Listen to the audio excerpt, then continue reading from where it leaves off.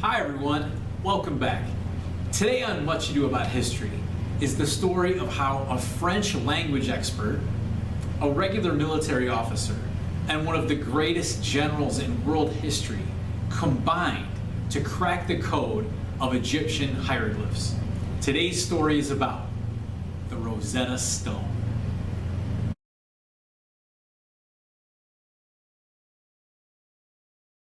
At one time or another, we've probably all seen Egyptian hieroglyphs, these symbols that covered ancient Egypt. But how on earth do we know what these mean and what they say? Knowledge of this language was lost in the 4th century. Well, the answer to that mystery is what you see here. It's something called the Rosetta Stone. The Rosetta Stone is a giant slab of black rock that was created and written around the year 196 BC or BCE.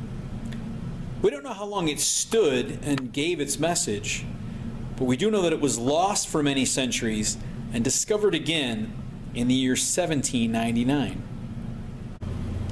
As you can see, the Rosetta Stone is broken off. It's not complete. It was part of a much larger slab of this black basalt stone, and it had a royal decree. It had a message. It was written during the time of the pharaoh Ptolemy V, and it's a decree about his reign. And it would have been much, much bigger than this, but this is what survives today.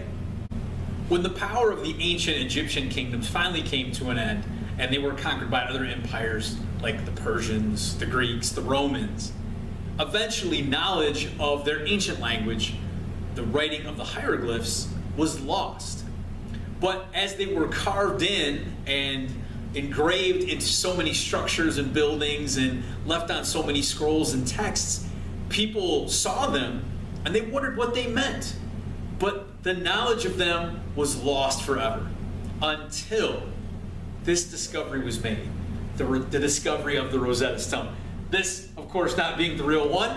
The real one to this day is in the British Museum. But this was the code breaker. This was what allowed people in the modern world, in our times, to understand what the language of the ancient Egyptians was and what it meant.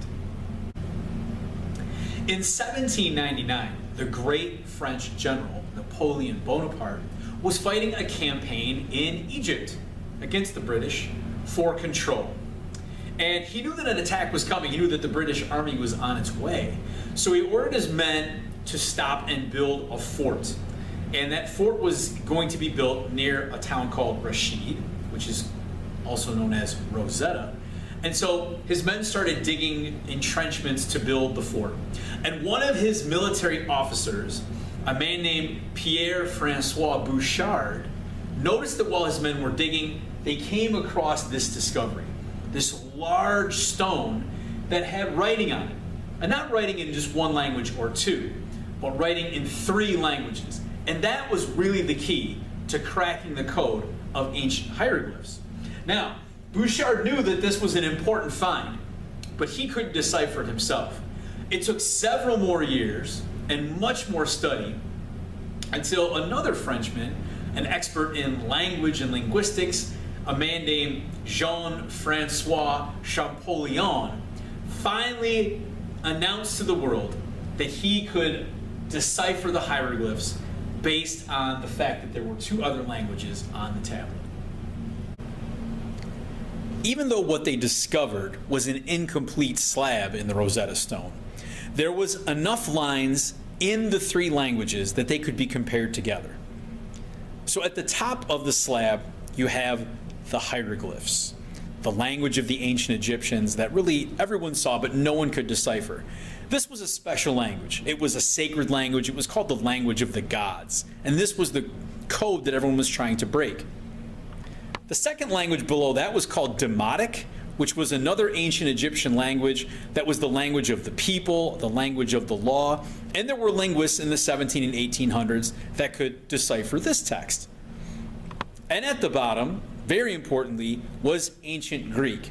And this is also something that people to this day are still familiar with and can read, and people in the 17 and 1800s could read.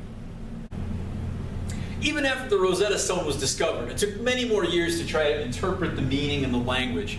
But eventually, what men like Champollion discovered was if you knew what this said, and you knew what that said, and they were essentially the same message, then you could pretty much interpret that this must also carry the same message.